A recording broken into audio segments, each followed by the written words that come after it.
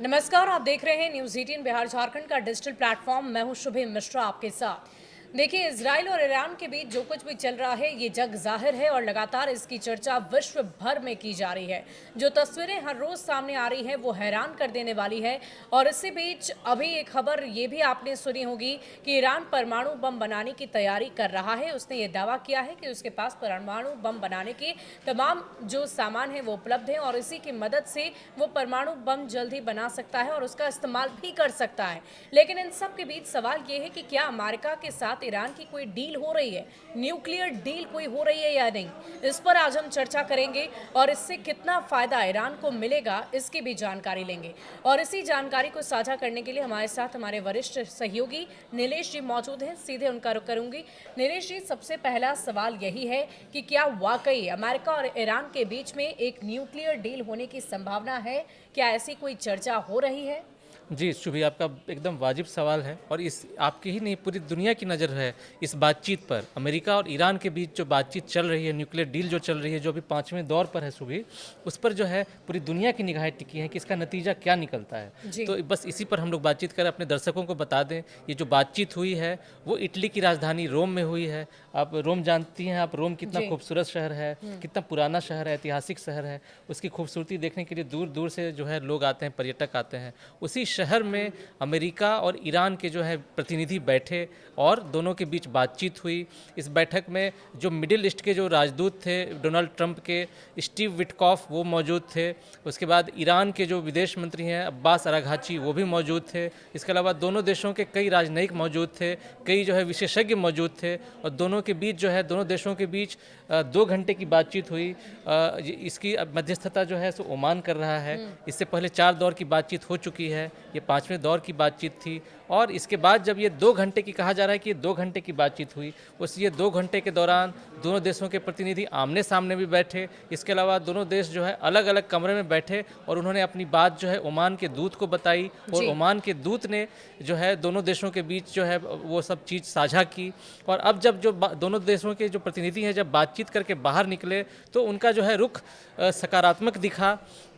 लेकिन इस बातचीत में जो बात निकल के आई है, सबसे बड़ी बात यही है कि ईरान के विदेश मंत्री अब्बास अराघाची ने साफ साफ कर दिया है कि वो लोग जो है परमाणु डील रोकने को तैयार नहीं, यानी कि परमाणु कार्यक्रम वो लोग बंद करने को तैयार नहीं है। वो सीमित करने को जरूर राजी हो गए हैं, लेकिन इसका ये मतलब नहीं है कि वो पूरी तरीके से परमाणु कार्यक्रम बंद कर देंगे। हालांकि उन्हें जो है कुछ ढील चाहिए अमेरिका से, जो प्रतिबंध उन पर लगा हुआ है उससे उनको ढील चाहिए, इसलिए वो जो है बातचीत की मेज पर आए हैं।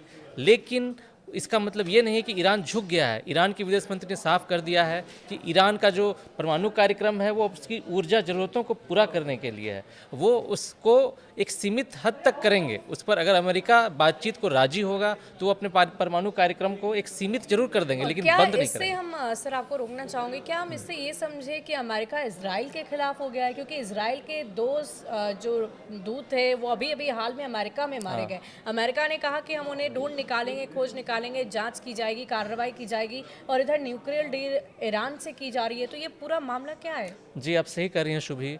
अमेरिका जो है वो सिर्फ अपना हित देखता है। आप कुछ दिन पहले आपने देखा होगा कैसे अमेरिका ने हूती विद्रोहियों से गुपचुप तरीके से डील कर ली।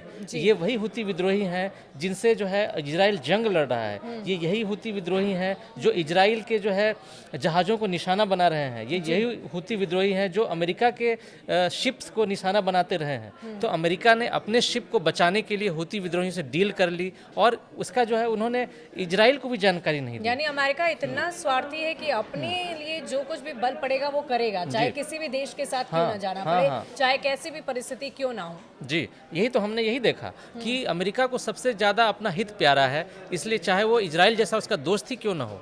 और लेकिन अमेरिका ये भी चाहता है कि ईरान जो है सो अपनी परमाणु कार्यक्रम को रोक दे। अगर परमाणु कार्यक्रम रोक देगा तो इसके जरिए वो पूरी दुनिया को शांति का संदेश देना चाहता है। और इसमें अमेरिका का भी हित है कि इसके जरिए उसको ईरान की तेल तक पहुँच हो जाएगी।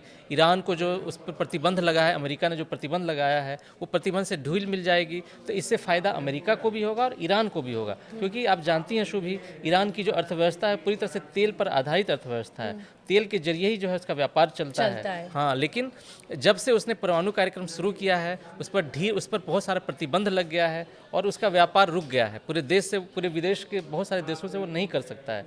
तो ईरान भी चाहता है कि उसे कुछ ढील मिले और इसके बदले वो कुछ जो है अमेरिका की कुछ शर्तें मानने को तैयार है, लेकिन इसका मतलब ये नहीं कि वो सारी शर्तें मान लेगा। जी।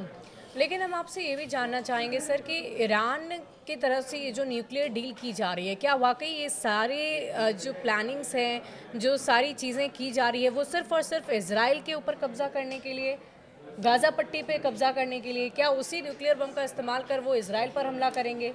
ये पूरा मामला बहुत उलझा हुआ है। जी। ये जो इजराइल है उसका गाजा पट्टी के एक बड़े हिस्से पर कब्जा है और वो उसी गाजा पट्टी को इजराइल से मुक्त कराने के लिए हमास जो है जंग लड़ रहा है और हमास जो है फिलिस्तीनियों के समर्थन में है और कहा जा रहा है कि हमास को ईरान का सपोर्ट मिल रहा है, तभी वो जो है हमास इतना मजबूत है और वो लगातार उस पर हमले कर रहा है। तो एक तरफ जो है सो इजराइल और अमेरिका दोस्त है, दूसरी तरफ अमेरिका ईरान से जो है सो बातचीत कर रहा है और उसे जो है अपने परमाणु कार्यक्रम रोकने को राजी करने की कोशिश कर रहा है। और ये दोनों की जो बीच जो बातचीत चल रही है 5 दौर की अभी हो चुकी है और इसकी मध्यस्थता ओमान कर रहा है। अब कहा जा रहा है जब ये बातचीत खत्म हुई तो कहा जा रहा है कि एक और बातचीत होगी, 6ठी बातचीत होगी, 7वीं बातचीत हो सकता है, 8वीं बातचीत भी हो। तो ये जो है अमेरिका भी तो चाहता क्या है। संभावना देख सकते हैं, क्या हो सकता है आने वाले दिनों में? जाहिर है ये कोई छोटी बात तो है नहीं, तो बड़ी बात है और इस डील को अगर फाइनल नहीं करना चाहता है अमेरिका, तो क्या कोई और कदम भी उठाए जा सकते हैं? जी, जब ये बातचीत का पहला दौर हुआ था उससे पहले ही अमेरिका के राष्ट्रपति डोनाल्ड ट्रंप ने धमकी दी थी कि जो है ईरान को हर हाल में अपना परमाणु कार्यक्रम रोकना होगा, या तो उसे युद्ध लड़ना होगा या फिर वो बातचीत को तैयार हो जाए। इसके बाद ये बातचीत शुरू हुई, यानी कि अमेरिका पूरी तरह से चाहता है कि ईरान रुक जाए, परमाणु बम बनाने की जो और वो बढ़ रहा है वो रुक जाए। हालांकि ईरान ने कभी खुले दिल से नहीं माना है कि वो परमाणु बम बना रहा है। तो ये दोनों के बीच बातचीत चल रही है और बीच बीच में ये बातचीत भी, एक तरफ तो दोनों देश बातचीत भी करते हैं और इसी बीच दोनों देश एक दूसरे को धमकी भी देते हैं।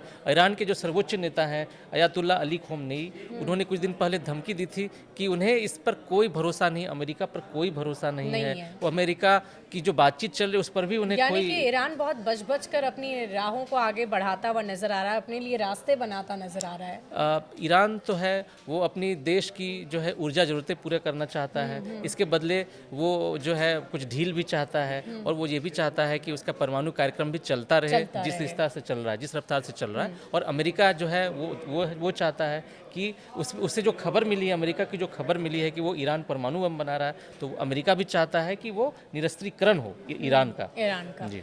तो चलिए देखने वाली बात होगी कि ये जो बातचीत का सिलसिला लगातार जारी है, लगभग 5 दौर की मीटिंग हो चुकी है, लेकिन इस न्यूक्लियर डील को अमेरिका नहीं चाहता है कि फाइनल किया जाए।